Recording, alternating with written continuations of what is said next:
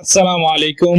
রাষ্ট্রপতি ভবনের প্রতীকে এই মির্জা ফখরুল ইসলাম আলমগীর বাংলাদেশের রাজনীতিতে দীর্ঘ 5 শতকের বেশি সময় ধরে সক্রিয় একটি নাম মির্জা ফখরুল ইসলাম আলমগীর। এক সময় তিনি ছিলেন অর্থনীতির শিক্ষক, এরপর সরকারি চাকরি, প্রশাসনিক দায়িত্ব, ঠাকুরগাঁও পৌরসভার চেয়ারম্যান, সংসদ সদস্য, মন্ত্রী এবং দীর্ঘদিন বিএনপির মহাসচিব হিসেবে রাজনীতিতে গুরুত্বপূর্ণ ভূমিকা পালন করেছেন।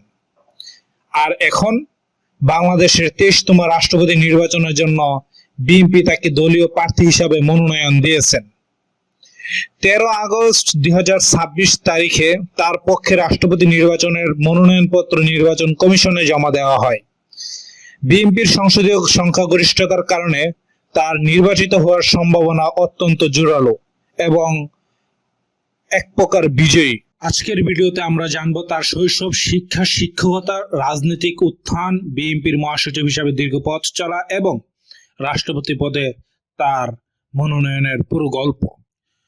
শৈশব, শিক্ষা ও রাজনীতি। মির্জা ফখরুল ইসলাম আলমগীরের জন্ম 26শে জানুয়ারি 1948 সালে ঠাকুরগাঁও জেলায়। তার বাবা মির্জা রুহুল আমিন ছিলেন আইনজীবী ও রাজনীতিবিদ এবং একাধিকবার সংসদ সদস্য নির্বাচিত হয়েছিলেন। ফখরুল ইসলাম আলমগীর ঢাকা কলেজ থেকে উচ্চ মাধ্যমিক শিক্ষা সম্পূর্ণ করেন এবং পরে ঢাকা বিশ্ববিদ্যালয়ের অর্থনীতি বিভাগে পড়াশোনা করেন। তিনি অর্থনীতিতে স্নাতক ও স্নাতকোত্তর ডিগ্রি অর্জন করেন।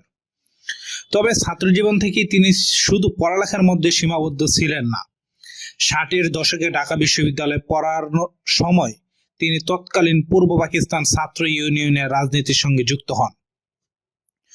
1969 সালে গণঅভ্যুত্থানের সময় তিনি ঢাকা বিশ্ববিদ্যালয় শাখার নেতৃত্বে ছিলেন। রাজনৈতিক কর্মকাণ্ডের কারণে সে সময় তাকে গ্রেফতার ও কারাবরণও করতে হয়। অর্থাৎ তার রাজনৈতিক জীবনের শুরু বিএনপির মাধ্যমে নয়, বরং ছাত্র জীবনের বামপন্থী রাজনীতির মধ্য দিয়ে। এটি তার রাজনৈতিক জীবনে একটি গুরুত্বপূর্ণ এবং অনেকের কাছে কম পরিচিত অধ্যায়। শিক্ষকতা থেকে রাজনীতির পথে। স্বাধীনতার পর মির্জা ফখরুল ইসলাম আলমগীর সরকারি দলীয় রাজনীতিতে ফিরে না গিয়ে পেশা জীবন শুরু করেন। 1972 সালে তিনি ঢাকা কলেজে অর্থনীতির প্রভাষক হিসেবে কর্মজীবন শুরু করেন। পরবর্তীতে তিনি বিভিন্ন সরকারি কলেজে শিক্ষকতা করেন। তিনি সরকারের পরিদর্শন ও নিরীক্ষা অধিদপ্তরেও কাজ করেন। এছাড়া রাষ্ট্রপতি জিয়াউর রহমানের প্রশাসনের সময় তিনি তৎকালীন উপপ্রধানমন্ত্রী এস.এ. বারীর ব্যক্তিগত সচিব হিসাবেও দায়িত্ব পালন করেন। পরে তিনি ঠাকুরগাঁও সরকারি কলেজে শিক্ষকতা করেন, কিন্তু 1986 সালে তিনি সরকারি চাকরি ছেড়ে সক্রিয় রাজনীতিতে যাওয়ার সিদ্ধান্ত নেন। এরপর 1988 সালে তিনি নির্দলীয় প্রার্থী হিসেবে ঠাকুরগাঁও পৌরসভার চেয়ারম্যান নির্বাচিত হন। এরপর শুরু হয় তার জাতীয় রাজনীতিতে প্রবেশের পথ। 1990-এর দশকের শুরুতে এরশাদ বিরোধী আন্দোলনের সময় তিনি বাংলাদেশ জাতীয়তাবাদী দল বিএনপিতে যোগ দেন। 1992 সালে তিনি ঠাকুরগাঁও জেলা বিএনপির সভাপতি হন। এখান থেকে ধীরে ধীরে বিএনপির কেন্দ্রীয় নেতৃত্বের দিকে তার উত্থান শুরু হয়। সংসদ সদস্য, মন্ত্রী ও বিএনপির মহাসচিব। 1991 এবং 1996 সালের জাতীয় সংসদ নির্বাচনে ঠাকুরগাঁও 1 আসন থেকে বিএনপির প্রার্থী হিসেবে নির্বাচন করলেও তিনি জয়ী হতে পারেননি। কিন্তু 2001 সালে নির্বাচনে তিনি ঠাকুরগাঁও 1 আসন থেকে সংসদ সদস্য নির্বাচিত হন। এরপর বিএনপি সরকারের সময় তিনি প্রথমে কৃষি মন্ত্রণালয়ের প্রতিমন্ত্রী হিসাবে দায়িত্ব পালন করেন।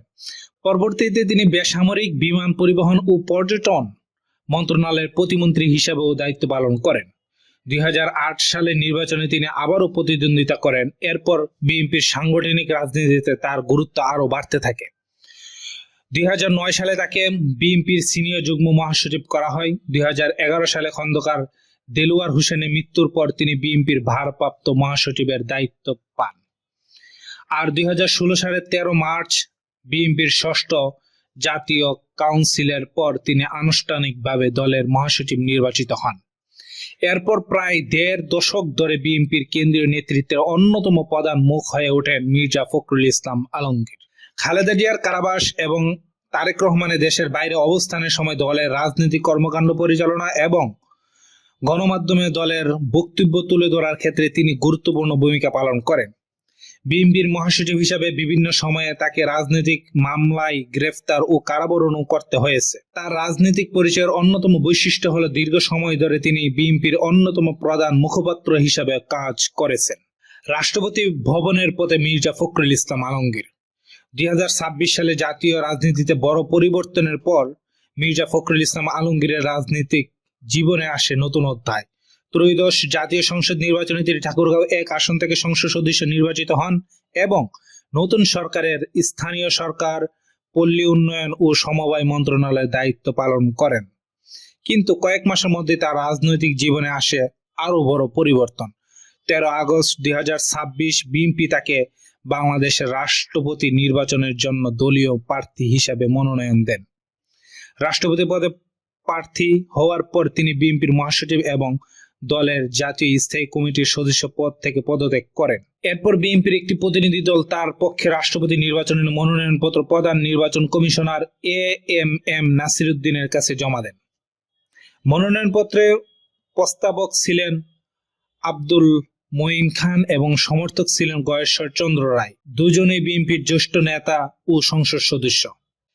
একজন শিক্ষক থেকে রাষ্ট্রপতি ভবনের পদে একজন অর্থনীতির শিক্ষক, এরপর সরকারি কর্মকর্তা, ঠাকুরগাঁও পৌরসভার চেয়ারম্যান, সংসদ সদস্য, 2 মন্ত্রণালয়ের প্রতিমন্ত্রী, দীর্ঘদিনের রাজনৈতিক নেতা, বিএনপির মহাসচিব আর এখন রাষ্ট্রপতি পদের প্রার্থী অর্থাৎ নেক্সট রাষ্ট্রপতি মির্জা ফখরুল ইসলাম আলমগীর। মির্জা ফখরুল ইসলাম আলমগীরের রাজনৈতিক জীবন তাই বাংলাদেশের রাজনীতির গত 5 দশকেরও বেশি সময়ের সঙ্গে গভীরভাবে জড়িত। আর তার রাজনৈতিক পথ চলায় যেমন রয়েছে আন্দোলন, নেতৃত্ব ও দীর্ঘ রাজনৈতিক সংগ্রাম, তেমনি রয়েছে বিতর্ক ও রাজনৈতিক বিরোধিতাও।